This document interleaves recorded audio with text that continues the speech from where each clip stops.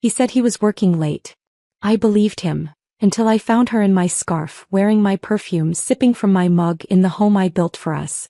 I left without a scene. No screaming, no begging. Just silence. No. While he watches, hollow and shaking, my ex finally realizes I was never coming back. I was waiting for the food delivery when my laptop screen lit up. It had fallen asleep earlier while I was uploading some design files. When I moved the mouse, it took me straight to the login page of his shared cloud drive. Still logged in.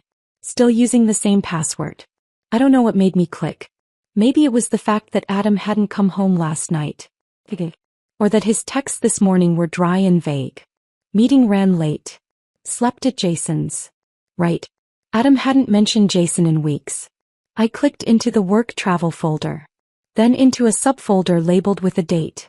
Last Friday. Inside, 2 short video clips. The first was shaky. It showed a hotel suite. Room service half-eaten.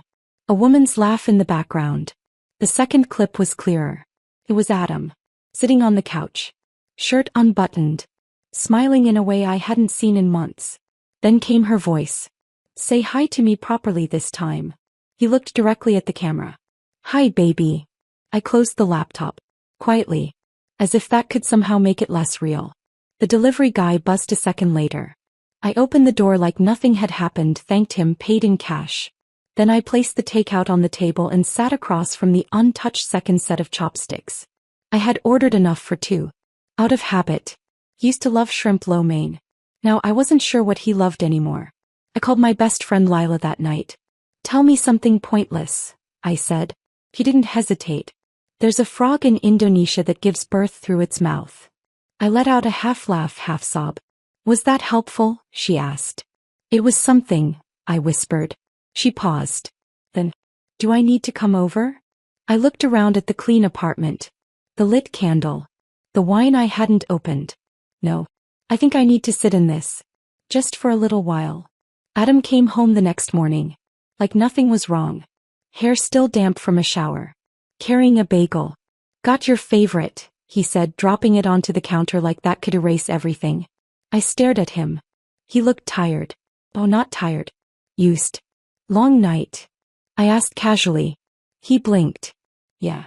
Jason and I ended up watching the game. Crashed late. I nodded. Of course. He didn't catch the shift in my voice. He never did.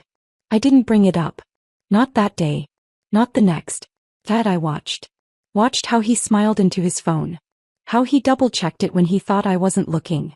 Watched how he avoided eye contact when I asked about the conference he never presented at. I'd loved him since I was 17. I knew how he lied. Lila and I met for drinks the following week. She leaned across the table and whispered, I found someone I want you to meet. I rolled my eyes. Not the time. He's not for dating, she said. He's for coffee. Talking. Being normal around someone who doesn't make you feel like you're on trial. What's the catch? He's my cousin, she said. 24. Smart. Quiet. Wears glasses. Total bookworm. I gave her a look. He's not Adam, she said. That's the point. 2 days later I met him. Julian. He walked into the coffee shop wearing a navy sweater and carrying a dog-eared copy of The Goldfinch. I didn't expect much. But when he smiled, small, crooked, genuine, something inside me settled. Not healed. Just paused. Hi, he said, adjusting his glasses. I'm told I'm here to distract you. I laughed. Bold strategy. He shrugged. I'm not trying to fix anything. Good, I said. Because I'm not broken. He tilted his head. Then maybe you just need someone to sit with you while the pieces realign. I blinked. Because I hadn't even realized how much I missed being spoken to like that. Not as a problem. Not as a project. Just as a person. Julian didn't ask for my number. He just handed me a napkin before I left the cafe. Folded. Light. Neat. Inside he'd written, same time next Thursday? No pressure. No flirting. Just space. I carried the napkin in my coat pocket the rest of the day like a fragile kind of promise. One I hadn't been offered in a long time. At home, Adam was on the couch. Watching a documentary, phone in hand, half listening. He looked up when I walked in. You okay? I nodded. Just tired. He patted the space beside him. I sat on the armchair instead. That night I noticed something else. He smelled different. Not soap. Not cologne. But something sweet. Familiar. It hit me the moment I opened the bathroom cabinet. My perfume. The bottle I hadn't touched in weeks. Half empty now. No explanation. Just one more thing taken from me and worn by someone else. Flashback. 2 years ago. Adam and I were in Santorini. He'd booked the trip to celebrate my promotion. I'd spent hours finding the right dress for our dinner by the water. Blue silk. Open back. The scent of my new perfume dancing between us. When I stepped out of the hotel room, he looked up from his phone and smiled. You smell expensive. I laughed. That's because I am. He kissed me then. Soft. Slow. Like he meant it. Back then I believed he did. Present day. I sat on the bathroom floor with the perfume bottle in my hand. I didn't cry. I just unscrewed the cap, held it up to my nose, and realized it didn't smell like me anymore. It smelled like someone else. Thursday came. I met Julian at the cafe. He was already there reading. Same sweater, different book. Hey, he said, smiling. Hey. We didn't talk about anything heavy. We didn't have to. He told me about his students. He taught creative writing at the university. I told him about a client who used Comic Sans in a business pitch. He laughed. And for an hour, I forgot I was living with a man who had been slowly ghosting me without leaving the apartment. At one point, Julian pushed a small envelope across the table. I blinked. Is this a letter? He shrugged. You said you liked handwritten things. Thought I'd try. I hesitated. Can I read it now? Only if you want to. Inside, a single sentence. You don't owe anyone your silence. I looked up at him. He didn't say anything. Just sipped his coffee and smiled. Later that night I sat across from Adam at dinner. I hadn't cooked. We ate takeout in silence. Then I said it. Whose perfume were you wearing last night? He didn't flinch. Didn't even look guilty. Just sighed. Does it matter? I laughed. Quietly. Bitterly. That's the wrong answer. He leaned back. I don't want to fight. Then you shouldn't have given me a reason to. We didn't speak the rest of the night. He slept facing the wall. And I slept facing the door. The next morning there was a note by the sink. Gone for the weekend. Don't wait up. No name. No apology. Just another disappearing act. Only this time I didn't flinch. I looked at the note for 5 seconds, then crumpled it into the trash. Then I opened my phone. Texted Julian. You free for coffee again? His reply came instantly. Always. Julian met me outside the bookstore this time. It had started to drizzle, the kind of soft rain that made people disappear under awnings and duck into coffee shops. He didn't bring an umbrella, just held a book over his head and grinned when he saw me. You're 5 minutes early, I said. You're worth 5, he replied without missing a beat. I felt my heart stutter. Not in a sweeping cinematic way. Just enough to notice I hadn't felt anything stir in a long time. We walked the aisles for a while, not saying much. He'd stop now and then to flip through something. I kept sneaking glances at the way he moved.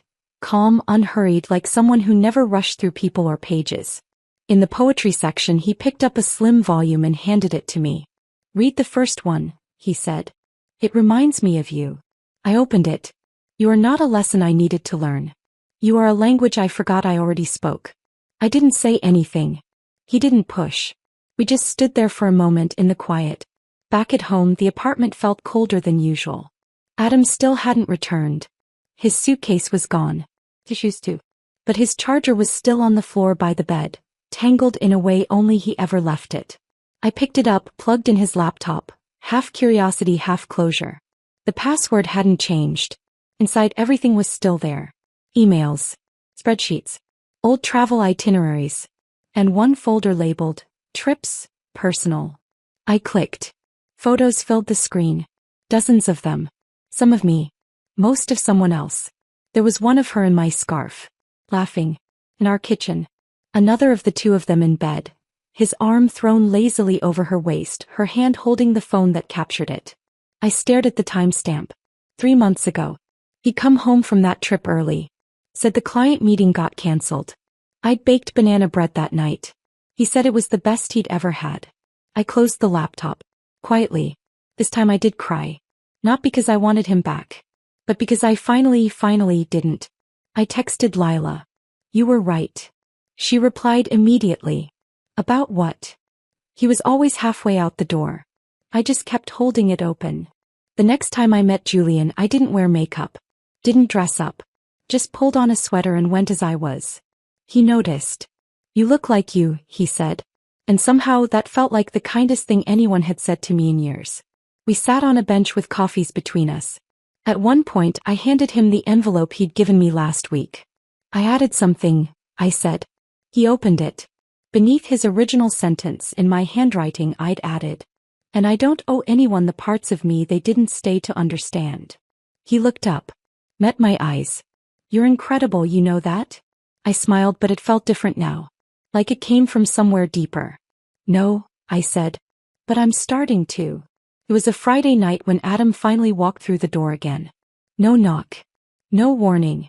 Just the sound of his keys in the lock and the quiet arrogance of someone who still thought he belonged. He looked around like the space had changed while he was gone. It hadn't. I had. Hey, he said casually, setting his bag down like he'd been out for groceries instead of gone for 5 days. You look tired, he added like that was what I needed to hear. I didn't answer. Didn't ask where he'd been. Didn't offer him dinner. As I had already eaten. Alone. He sat on the edge of the couch, elbows on his knees, rubbing his temples. I don't know what you want me to say. That sentence. That one. It was his favorite. He said it when he forgot anniversaries. When he skipped my art exhibit. When I asked why he hadn't noticed I'd stopped laughing around him months ago. I looked at him. Really looked. He was handsome, sure. He always had been. But I didn't feel it anymore. All I saw was the man who let me carry everything alone and still had the nerve to act surprised when I collapsed under it. I'm leaving, I said. He blinked. What? I mean it. Not the dramatic storm-out kind. Just, done. He scoffed. Over what? Some mistake. Some photo. I smiled. Come, told. You think it's about the girl in the photo? It's not. Then what is it? He snapped. It's about the girl in this apartment. The one you left long before you packed a bag. The one who begged for your attention in silence until she forgot how to speak. He stood. You're being emotional. No, I said, stepping back. I was emotional for years. This is something else. This is me remembering I don't have to beg for basic decency. He looked like he might say something else. But he didn't. He just turned, walked into the bedroom and shut the door. Not a single apology. I texted Lila. Tonight was the last time I waited for him to come home. She wrote back in all caps. Do you need me to burn his stuff or just throw it? I smiled. Neither. I don't need fire. I have freedom. That weekend Julian and I met again. We didn't go to a cafe this time.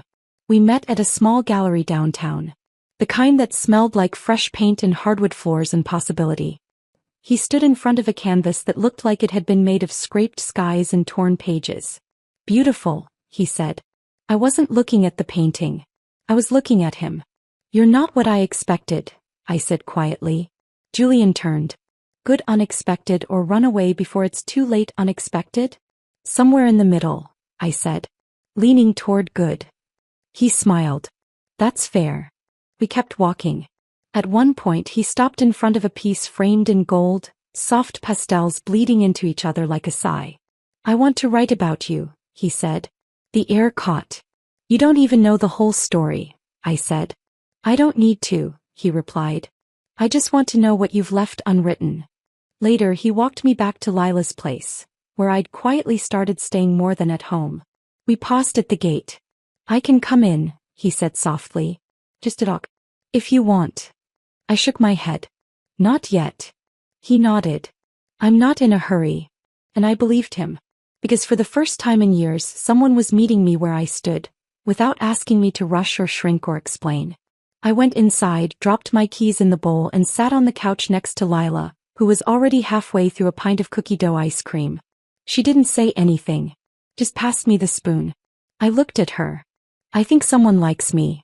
He grinned. About damn time. The woman showed up at my door 3 nights later. Not at Lila's place. At mine. It was late. Past 10. I was just stepping out of the shower when the buzzer rang. I almost didn't answer. but something in me knew. I opened the door in silence. She was standing there in a leather trench coat, hair too perfect, lipstick too familiar. She didn't introduce herself. He didn't have to. I'd seen her face in photos I was never meant to find. The girl in my scarf. The girl who used my perfume. "Can we talk?" she asked. I didn't step aside. "I think everything that needed to be said already happened between you and him." Her eyes flicked down just for a second, then back up. "He said you were done. He also said you were just a friend 2 months ago." Her expression didn't change, but her silence cracked. "He lied to me too," she finally said. "We sat at the kitchen counter. My wine. Her apology. Kind of. I didn't know at first," she said. "Then I did. And I stayed." I raised an eyebrow. "And now?" She looked me in the eye. "How I can't sleep. I can't eat. Because I realized I'm becoming you." I blinked. And for a moment the ache I'd carried turned into something worse. Recognition. Because I'd been her. Once. The woman sitting across from a mirror, hoping he'd choose her long enough to matter. "He still texts you, doesn't he?" I asked. She hesitated, then nodded. "Last night." I sipped my wine. "What did he say?" She pulled out her phone. Rolled. Then read aloud. "She's cold lately.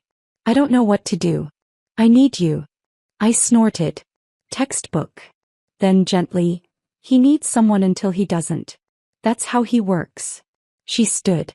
I wanted you to know I'm not proud of this. I thought I won." I shook my head. "Sweetheart," I said, "he's not a prize. He's a pattern." She winced. Then with tears she tried to swallow. "I think I loved the version of him you created." I looked at her. Really looked. "You and every woman who's ever loved a man who thrives on being believed." She left quietly. Didn't slam the door. Didn't ask for forgiveness. And I didn't offer it. Not because I was angry, but because I finally understood. She wasn't my enemy. He was the architect. We were just two women who got caught in the scaffolding of his self-worship. Julian texted the next morning. "Rain check on coffee. I caught a cold." I smiled. "Sending soup and a guilt trip," I replied. He sent back a photo of tissues and a thumbs up. Then, "Also thinking of you. Not in a weird way. In a you make the week better kind of way." My stomach fluttered. Because Julian never overpromised. Never underdelivered. He just showed up. As he was. And every part of me that had spent years begging for crumbs was learning how to trust something whole. That night, Lila dragged me to a rooftop mixer. "I need you to dress hot and not punch anyone," she said, tugging a dress from her closet and throwing it at me. "I make no promises," I muttered. We were halfway through our first drinks when I spotted him. Across the rooftop, laughing with a group of people I didn't recognize. He hadn't seen me yet. Lila froze. "Do you want to leave?" I shook my head. "No. I think I want him to see I didn't break." 5 minutes later he did. His smile faltered. Then died. I lifted my glass. Took a sip. Turned back to Lila. "I win," I whispered. "Damn right you do," she smirked. Adam walked toward me. Of course he did. Because men like him don't understand silence unless it's broken by attention. He moved slowly like this was some dramatic reunion scene and not the part where the credits roll and he realizes he was never the main character. "Leah," he said. I turned. Calm. Collected. Glass still in hand. "Adam." His name didn't hurt coming out. It didn't burn. It didn't catch. It just existed. Like static in the background of a life I no longer lived. "You look," he started. "Happy," I offered. He blinked. "Different." "I am." He hesitated, searching my face like there was something left there that still belonged to him. "There's been a lot on my mind," he said, tone shifting.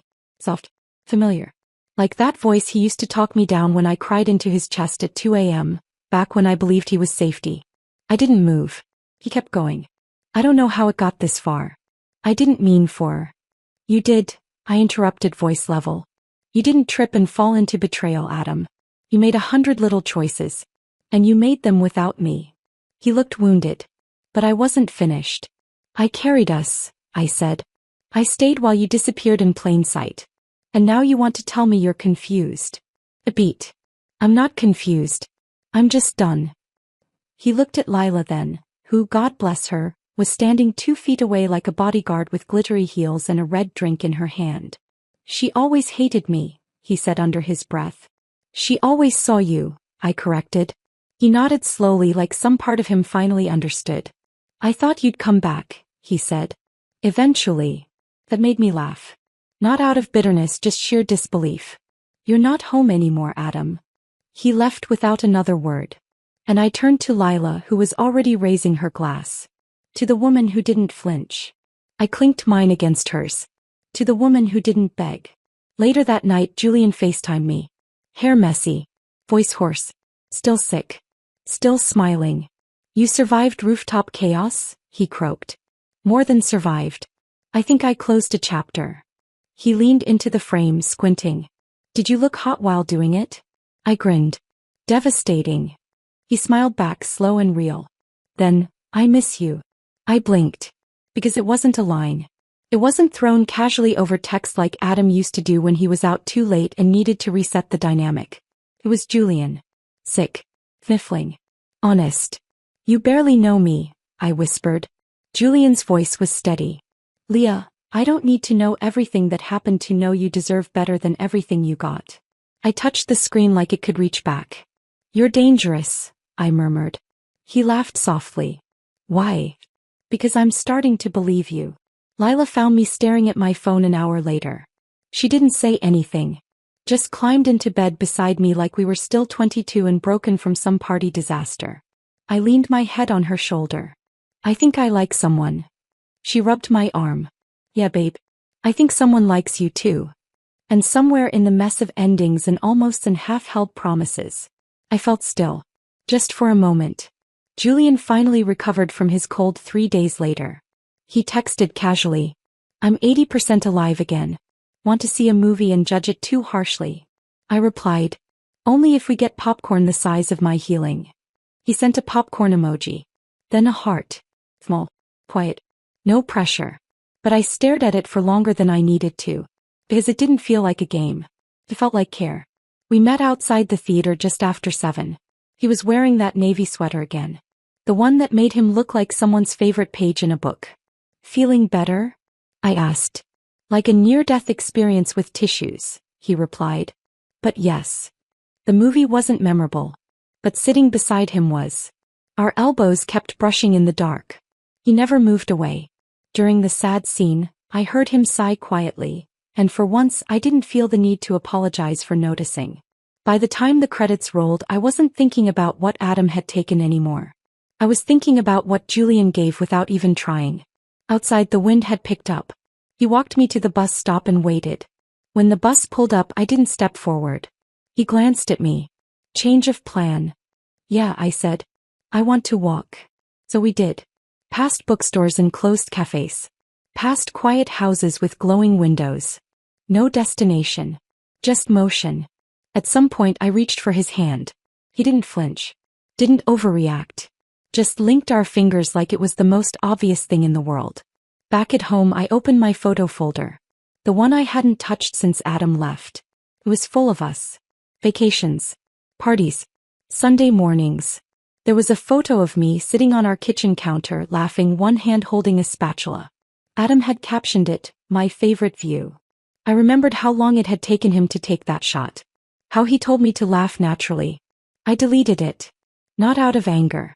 But because I no longer needed a curated memory of someone who didn't stay. I kept one photo. Not of him. Of me. Sitting at the beach alone, coffee in hand, hoodie up, eyes soft. I looked like someone returning to herself. I set it as my lock screen. Not as a reminder of the past, but of who survived it. The next morning I got a call. A number I didn't recognize. I let it go to voicemail. Then listened. Hey, it's Adam. I froze. His voice hadn't changed. Still too smooth. Still too calculated. I know I'm the last person you want to hear from. But, I saw you at the rooftop thing. You looked different. Pause. I miss you. I don't know what I was thinking. If there's still a version of us that's possible. I stopped the message. Deleted it. Then texted Lila. He called. She replied in .2 seconds. You didn't listen to the whole thing, right? Didn't need to, I sent back. I'm not going back to something that forgot me first. That night, Julian sent a voice note. I know we're just figuring this out. No pressure. But being around you feels like catching my breath after not knowing I was drowning. I didn't reply right away. Instead, I listened again. And again. Then I whispered to the air. I think I'm ready. The invitation came on thick cream cardstock. Gold embossed. Pretentious. Unnecessary. Join us in celebrating the launch of Carter and Lyons International. A new era. It took me a second to process what I was reading. Adam. And her. An era built from ashes they didn't have to sweep up. I stared at the card. Then I texted Julian. Want to crash a gala? He replied within 60 seconds. Only if I get to wear a suit and pretend to hate capitalism. Lila helped me pick the dress. It wasn't loud or flashy. It was sharp. Deep burgundy silk. Clean lines. Backless. The kind of dress that didn't beg to be seen. It dared you to keep looking. Julian showed up in a midnight blue suit, hair tousled, glasses slightly fogged from the ride over. He started. I raised an eyebrow. Careful. Choose your words. He laughed. You're going to ruin that man's life tonight. Already did, I said. Tonight's just the funeral. We arrived fashionably late. The ballroom sparkled with fake applause and false alliances. I could feel people turning when we walked in. Julian didn't shrink beside me. He stood taller. Hand resting gently at my lower back. Eyes calm. Steady. And that was what made it worse for Adam. Because I saw him across the room the second he spotted us. He froze. Not at me. At us. I could almost hear the thoughts tearing through him. That's my suit. That's her perfume. That's our room, our circle, our world. But I wasn't his anymore. And this wasn't his world. He approached with calculated charm. Julian and I were at the bar. I had just taken a sip of my drink when I heard his voice. Leah. I turned unbothered. Adam. He glanced at Julian. Friend, he asked. Date, I replied without blinking. Julian extended his hand. Julian Roth. Not in mergers or acquisitions. Just here for the champagne. Adam's jaw twitched as they shook hands. Nice to meet you, Adam said, tone flat. I doubt that, Julian murmured under his breath, still smiling. I almost choked on my drink. Lyons joined a second later. Clinging to Adam's arm like she'd sensed the balance shifting and wasn't sure why. Hi, she said, voice just a little too bright. I nodded. You look identical to my Instagram from 2 years ago. Julian covered his mouth to hide a laugh. Adam shot him a look. I didn't know you were seeing anyone, he said to me. Funny, I said. You never knew when you were losing me either. That hit hard. His eyes flicked to Julian's hand at my waist, then back to my face. A beat passed. Then he said it. We should talk. Alone. Julian's arm stiffened around me. I stepped slightly forward. We don't have anything left to talk about. Leah. I'm not the same girl who cried when you forgot her birthday. I never meant to. You did, Julian cut in, voice even. You just didn't think she'd leave. Adam turned to him, expression sharp. And you think you know her? Julian didn't blink. No. But I learn her. Every day. And I don't confuse presence with possession. The silence between them crackled. I could see it now, Adam's panic behind the eyes, masked as arrogance. Because he knew. He knew he'd been replaced by someone who didn't have to lie to be loved. Julian turned to me, gently brushing a curl from my shoulder. Want to dance? I smiled. Only if you're okay being watched. He offered his hand. Let them. We danced in the middle of a room filled with people who used to pity me. And now stared like they didn't recognize me. Because I had never looked more like myself. Because I had never stood so tall.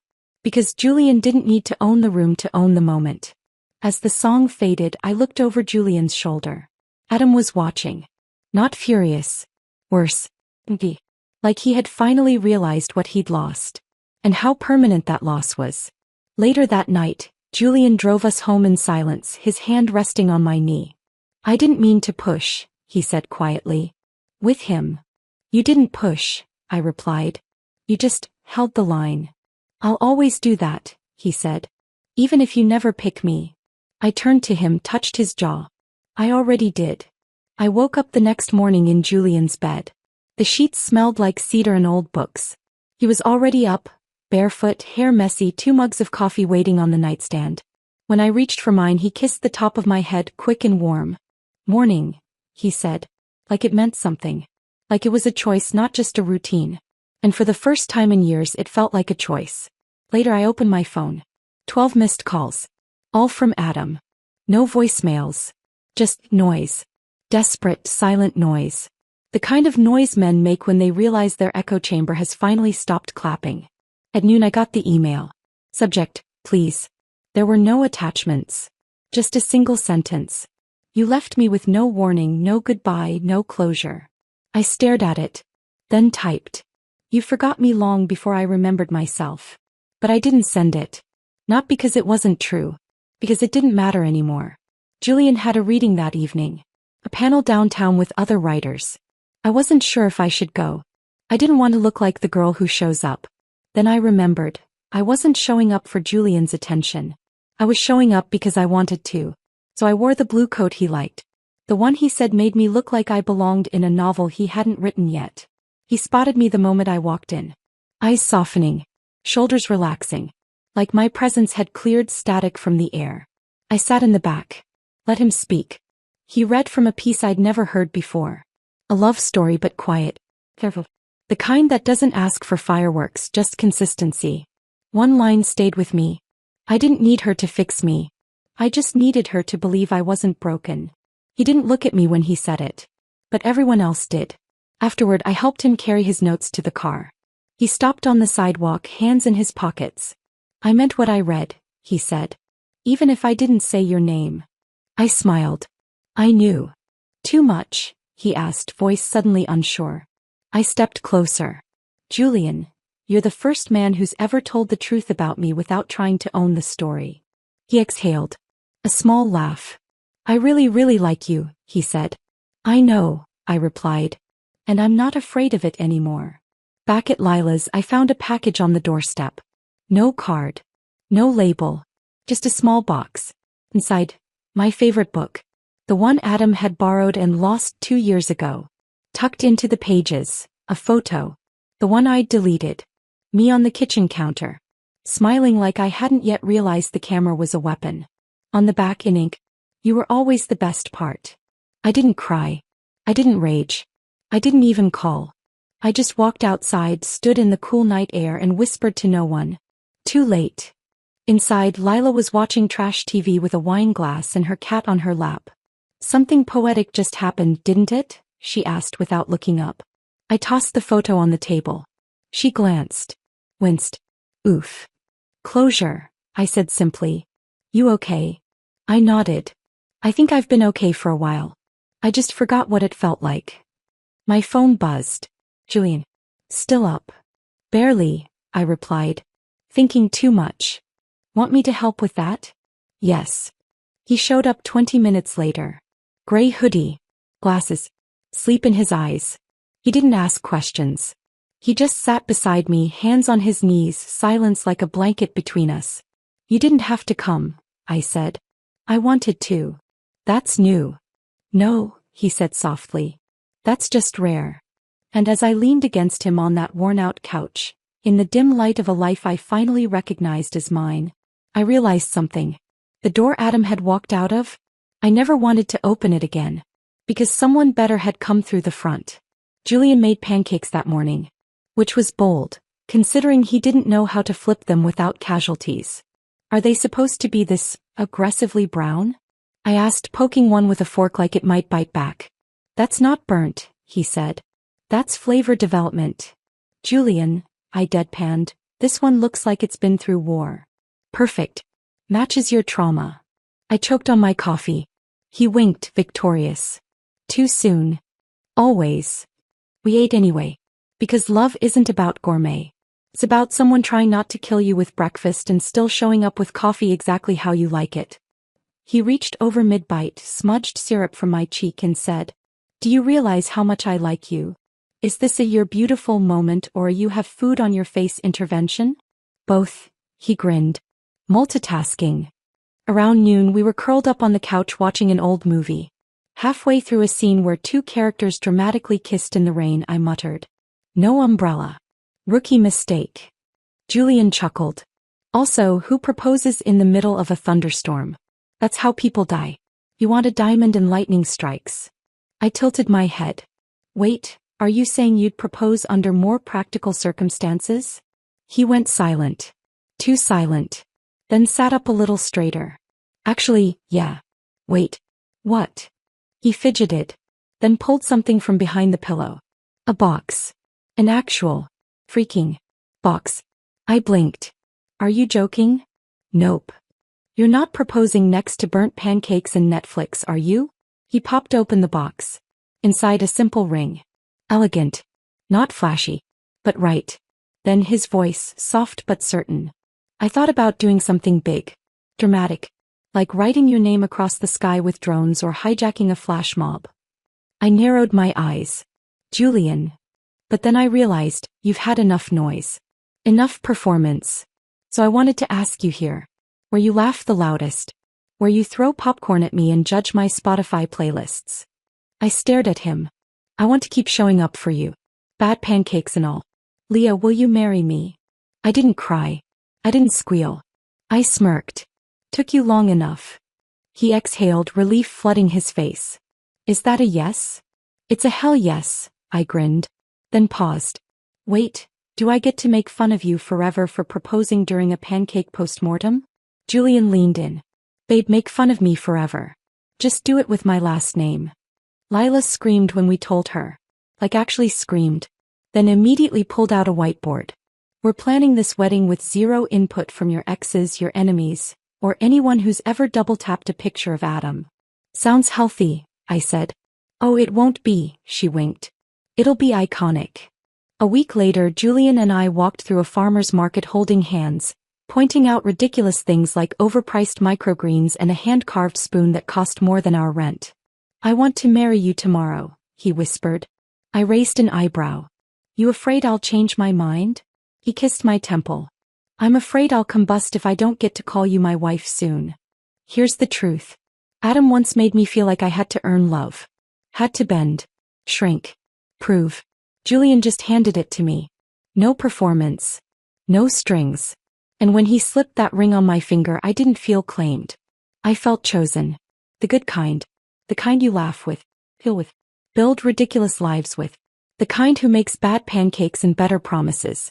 And this time I'm not waiting at the door. I'm the one opening it. For someone who never forgot to come home. The end.